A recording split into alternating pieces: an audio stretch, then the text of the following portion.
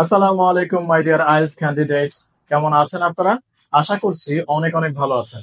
আর আপনাদের আইএলটিএস এর প্রিপারেশন কেমন চলছে? আশা করি প্রিপারেশন অনেক ভালোভাবে নিচ্ছেন আপনারা। যাই হোক, আজকে আমরা আইএলটিএস স্পিকিং এর সেকেন্ড পার্ট নিয়ে কাজ করব। মানে আজকে আমাদের ক্লাস নাম্বার 2। এর আগের ক্লাসে আমরা আইএলটিএস স্পিকিং পার্ট 1 নিয়ে বিস্তারিত আলোচনা করেছিলাম। আর আজকে পার্ট 2 মানে কিউ কার্ড যে সেশনটা আছে সেটা নিয়ে আমরা বিস্তারিত আলোচনা করব, যেখানে সাজেশন থাকবে, নোট টেকিং স্ট্র্যাটেজি থাকবে এবং টুকিটাকি আপনি যা করা লাগবে পার্ট 2 তে সবকিছুই থাকবে। তো যাই হোক, আমি আর বকবক না করি, বরং ক্লাস শুরু করি। প্রথমে আমাদেরকে জানতে হবে যে আইএলটিএস এর স্পিকিং 2 বা আইএলটিএস এর যে পার্ট 2 এখানে আসলে মেইনলি কি হয়। মেইনলি এই সেশনটাতে আপনাকে পার্ট 1 যখন আপনি শেষ করবেন, আপনার ইন্ট্রোডাকশন পার্টটা শেষ হবে, দেন আপনাকে একটা টপিক দেওয়া হবে।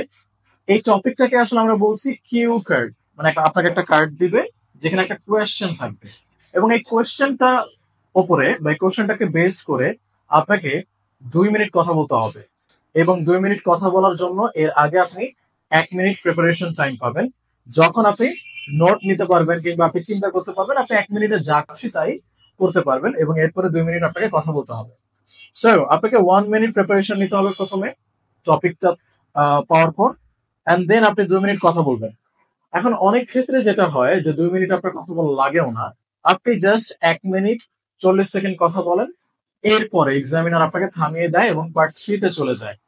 এখানে কোনো প্রবলেম নেই, এক্সামিনার যদি আপনাকে নিজে থেকে থামিয়ে দেয়, হতে পারে যে আপনার আনসারটা ভালো, এক্সামিনার বুঝে গিয়েছে যে আপনি কোন ব্যান্ড স্কোর ডিজার্ভ করেন।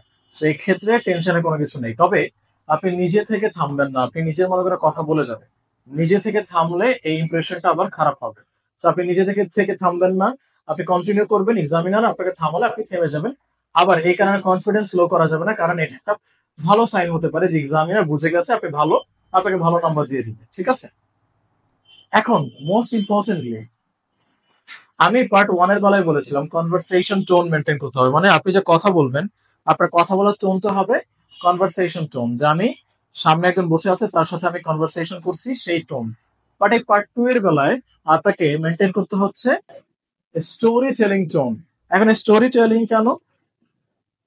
আসলে আমাদেরকে যখন একটা টপিক দেওয়া হয়, আমরা অনেকে মনে করি কি যে আমাকে টপিক দিয়েছে, আমি জাস্ট কথা বলবো তো বলবো বলবো আগা মাথা ছাড়া। না, আগা মাথা ছাড়া কথা বলা যাবে না।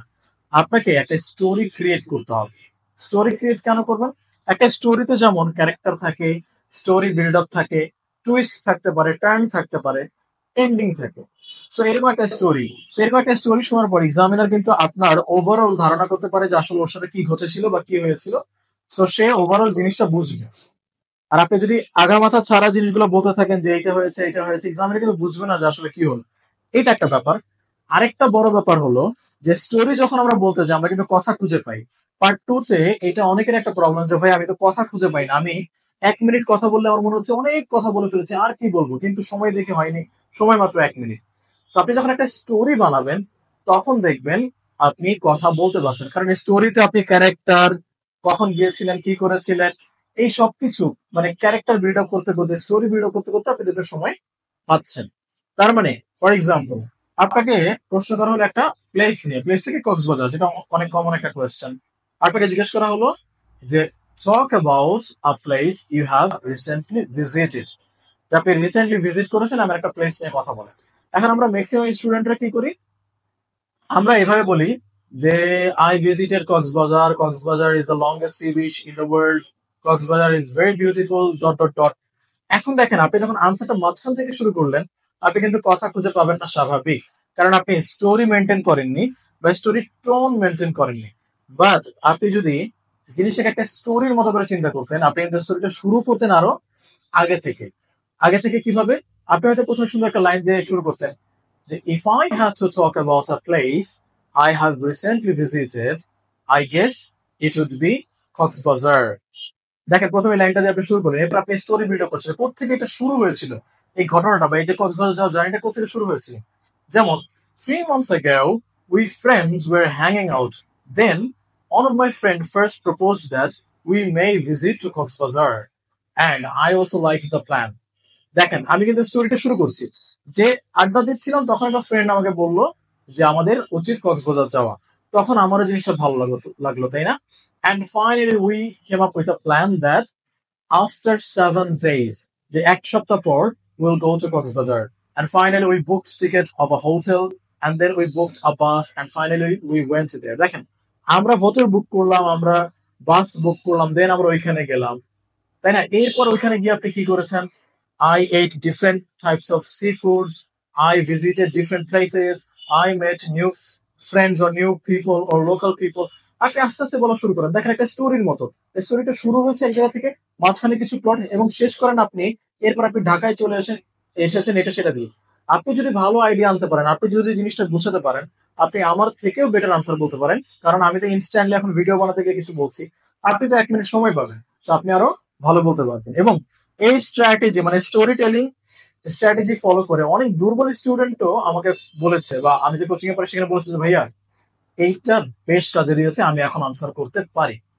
ঠিক আছে, আচ্ছা, তাহলে পার্ট 2 এর কিউ কার্ড সেশনের স্ট্র্যাটেজি বা সবথেকে ইম্পর্টেন্ট টিপসই হলো যে আপনি স্টোরি টেলিং টোন মেনটেন করবেন। ওকে, এখন সেন্টেন্স ভ্যারিয়েশন একটু কথা বলি। আপনি যখন আনসার করছেন আপনি ট্রাই করবেন আপনার সেন্টেন্স মধ্যে একটু লিঙ্কার রাখার। লিঙ্কার বলতে আমরা বুঝি, তাই না?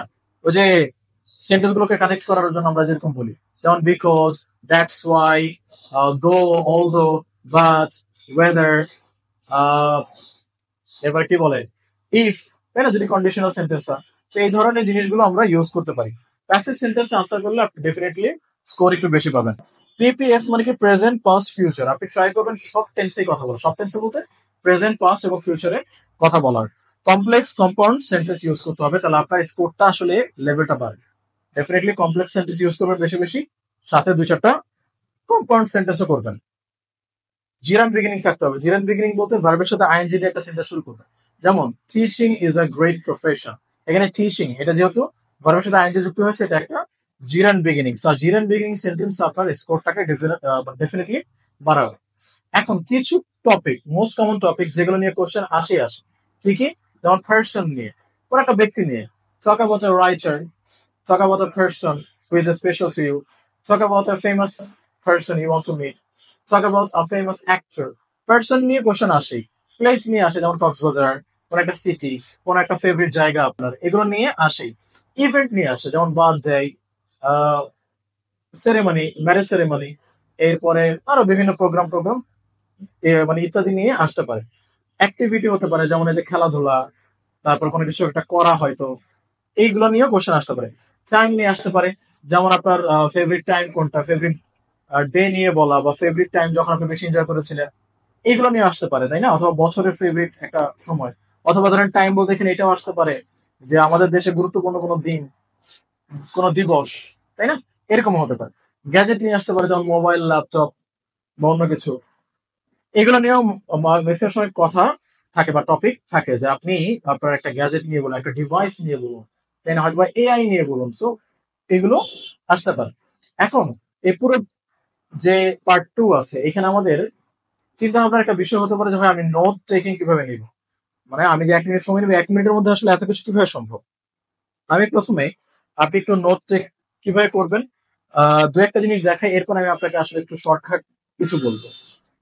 সো একটা কমন নোট টেকিং স্ট্র্যাটেজি আমাদের দেশে, সেটা হলো যে এই যে মাঝখানে একটা গোল করা, এবং এইখানে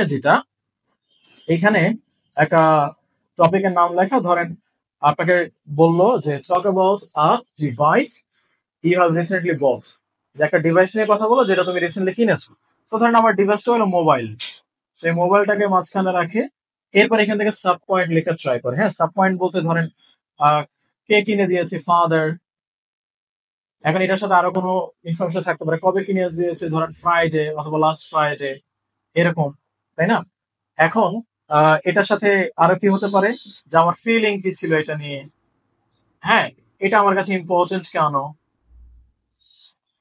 হ্যাঁ, আমি কখন কখন ইউজ করি। এরপরে আমরা কথা বলতে পারি ফিচার্স নিয়ে, তাই না? আচ্ছা, ফিচার্স কথাটা ভুলে গিয়েছিলাম। সো ফিচার্স নিয়ে, সো এই যে এইভাবে মাঝখানে একটা গোল্লা দিয়ে এর মধ্যে আমার মেন টপিকটা, এরপর আমি পয়েন্টস আকারে বের করবো যে আমি আসলে কি কি নিয়ে কথা বলবো। সো এটা ছিল 1 নম্বর স্ট্র্যাটেজি। 2 নম্বর স্ট্র্যাটেজি হলো এই জিনিসগুলোই আপনি চাইলে এভাবে লাইন করে করে বসাতে পারেন। হ্যাঁ, কিভাবে? যেমন ধরেন আপনি আমাদের ফাদার, ফাদার লিখলেন, এর সাথে একটা পয়েন্ট আপনি লিখতে পারেন যে আপনার ফাদার কেমন, তাই না? সে খুব ধরেন অনেস্ট, আপনি এই কথাটা নিয়ে এখানে বলতে পারেন, তাই না? যে তার কষ্টের টাকা দিয়ে সে ইনকাম করে দিয়েছে। এখানে ধরেন আপনি লিখতে চাইলেন ফিচার্স, হ্যাঁ। এখন ফিচার্স মোবাইলে কি কি থাকতে পারে? র্যাম, রোম, সো এই যে জিনিসগুলা, সো এইগুলাকে আপনি আবার এইখানে সাজাবেন। আবার অনেকে যেটা মনে করে, বা আমি অনেক সময় স্টুডেন্টদেরকে বলি যে এই এত নাম্বার গোল্লা এটা সেটা দিতে গিয়ে আসলে সময় নষ্ট হয়, কারণ আপনি 1 মিনিটের মধ্যে এত কিছু পারবেন না। সেই ইনফরমেশন গুলো চাইলে আপনি লাইন আকারে বসাতে পারেন, হ্যাঁ। কিভাবে? এই যে প্রথমে আপনি ফাদার দিয়ে দেন, এরপরে আপনি ফ্রাইডে দিয়ে দেন, এরপরে আপনি ফিচার্স দিয়ে দেন, কথার কথা আগে পরে যেটা আসে, এরপরে আপনি ইউজ দিয়ে দেন, আপনি কখন ইউজ করবেন, এইভাবে দিলে হয়ে যায়। তাহলে আপনি গোল্লা টলে দাগটা দিতে গিয়ে সময় নষ্ট হবে না। এখন অনেক ক্ষেত্রে যেটা হয় যে আমরা মনে করি যে নোট মনে হয় নিতে হবে না, ভাই আসলে কি এগুলো স্ট্র্যাটেজি, আপনি চাইলে ভাই নোট নিতে পারেন, বাট নোট না নিলেও কোনো প্রবলেম নাই। সো আমার নিজের হাতের এমন স্টুডেন্ট আছে যে পরীক্ষায় গিয়েছে কোনো নোট ব্যবহার করেন, জাস্ট একটু ভেবেছে 1 মিনিট যে আমি কি কথা বলবো বা কি বললে ভালো হয়, এরপরে সে আনসার করেছে। ওইখানে তো কিছু প্রম্পটস দেওয়া থাকে যে আপনি কি কি আনসার করতে পারেন, সেগুলো তো আছেই। প্লাস আপনি যদি টপিকটা নিয়ে একটু চিন্তা করেন, প্লাস আপনি একটু প্রিপারেশন নিয়ে যান, তাহলে আরামসে আপনি উইদাউট নোট টেকিং যে কোনো টপিক নিয়ে কথা বলতে পারবেন। ডেফিনেটলি এটা আপনার প্র্যাকটিস লাগবে। আচ্ছা, আজকে পার্ট 2 নিয়ে যত আলোচনা ছিল আজকের মতো শেষ। আবার একটু বলি, সো স্পিকিং পার্ট 2 তে আপনাকে 1 মিনিট প্রিপারেশন দিবে, বা 1 মিনিট মধ্যে আপনাকে নোট নিতে হবে, 2 মিনিট কথা বলতে হবে। অনেক ক্ষেত্রে 1 মিনিট 40 সেকেন্ড পর এক্সামিনে আপনাকে থামিয়ে দিতে পারি। স্টোরি টেলিং টোন মেনটেন করতে হবে, এই জিনিসগুলো ইউজ করতে হবে। Linker, passive, present, past, future, complex compound sentence use করতে হবে, জিরার বিগিনিং করতে হবে। মোস্ট কমন টপিক এগুলা। আর হলো নোট টেকিং আপনি এভাবে নিতে পারেন। সো আজকে ক্লাস এই পর্যন্তই। আশা করছি আপনারা আমাদের ক্লাস নাম্বার 1 দেখেছেন এবং আজকের ক্লাসটাও দেখে উপকৃত হয়েছেন। ডেফিনেটলি আমি স্পিকিং এর উপর আরো 2টা ভিডিও দিব, যেখানে পার্ট 3 নিয়ে আলোচনা থাকবে এবং 1, 2, 3 নিয়ে ওভারঅল আলোচনা থাকবে। এর বাইরেও আরো কোনো কিছু চান কিনা আপনারা, বা কোন মডিউল নিয়ে কোন ভিডিও চান, অবশ্যই আমাকে জানাবেন। আর আমার জন্য দোয়া করবেন, আপনাদের জন্য অনেক অনেক দোয়া রইল যেন আপনাদের আইএলটিএস প্রিপারেশনটা ঠিকঠাক নিতে পারেন। যাই হোক, আজকের মতো বিদায় নিচ্ছি। সবাই ভালো থাকবেন। আল্লাহ হাফেজ। আসসালামু আলাইকুম।